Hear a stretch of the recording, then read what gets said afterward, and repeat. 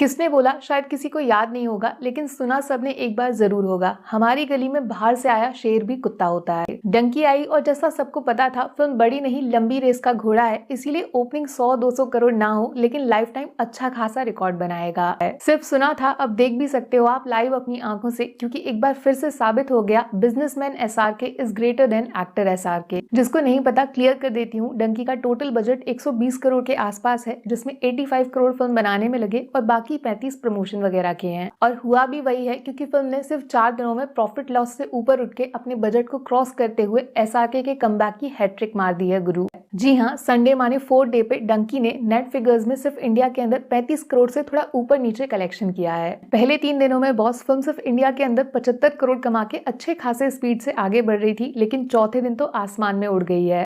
इस हिसाब से सिर्फ डोमेस्टिक कलेक्शन में SRK ने 4 दिन माने 100 घंटे से भी कम में डंकी को अपने बजट रिकवरी के पास ले जाके खड़ा कर दिया है। 3rd डे के कंपैरिजन में ऑलमोस्ट 10 करोड़ का जंप बहुत मायने रखता है और साफ इशारा करता है कि फिल्म कछुआ बन के ही सही रेस को फिनिश जरूर करेगी। जिसका सबसे बड़ा सबूत है फिल्म का वर्ल्ड वाइड कलेक्शन, जहां सुन के चौंक जाओगे आप। जितना बिजनेस देसी है लगभग उतनी ही गिनती विदेशी भी है। लेकिन जैसा आपको पता है कि SRK के सिनेमा के जादू को कोई बाउंड्री नहीं रोक सकती, इसीलिए डंकी का डंका सिर्फ इंडिया नहीं इंडिया के बाहर भी बज रहा है। जी हाँ, फिल्म ने 4 दिनों में डबल सेंचुरी का स्कोरबोर्ड पार करते हुए लगभग 220 करोड़ का बिजनेस कर डाला है, बजट से 100 करोड़ ज्यादा। बुरी खबर है आपके लिए, क्योंकि शाहरुख खान की हैट्रिक कंप्लीट है सर। एक साल में 3 फिल्में और तीनों की तीनों ब्लॉकबस्टर लिस्ट में शामिल होने जा रही है। तो भैया वो लोग जो सपना देख रहे थे कि पठान और जवान तो तुक्के में चल गई, लेकिन 3 तिगाड़ा काम बिगाड़ा होगा और डंकी फ्लॉप के गद्दे पे पड़ा होगा। इस हिसाब से 5th डे पे भी आप डंकी का बिजनेस 25 करोड़ तक एक्सपेक्ट कर सकते हो सिर्फ इंडिया से, जबकि वर्ल्ड वाइड ये नंबर और बढ़ेगा।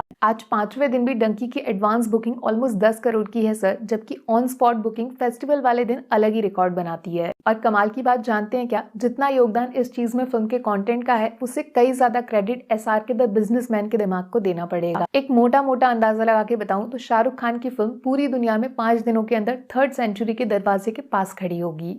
सलार के नंबर्स देख रहे हो आप, फिल्म सिर्फ 5 दिनों में 500 करोड़ को टच करने जा रही है, लेकिन ये 500 कम से कम 650-700 भी हो सकता था।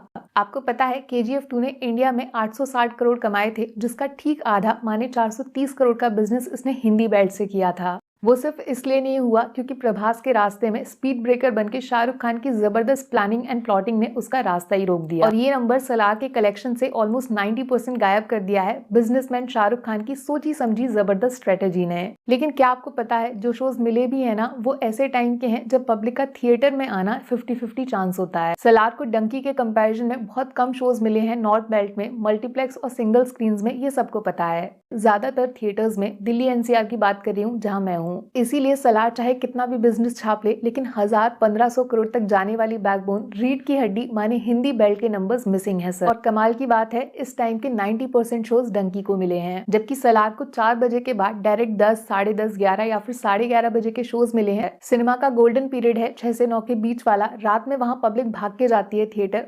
कुछ समझे आप, जंगल में बहुत सारे खतरनाक जानवर हैं शिकार करने के लिए, लेकिन शेर का शिकार करने वाली बंदूक आज तक ना तो बनी है और ना ही कभी बनेगी। थोड़ा सा इंतजार करिए, मिलूंगी आपसे अगले वीडियो में। Take care, bye bye.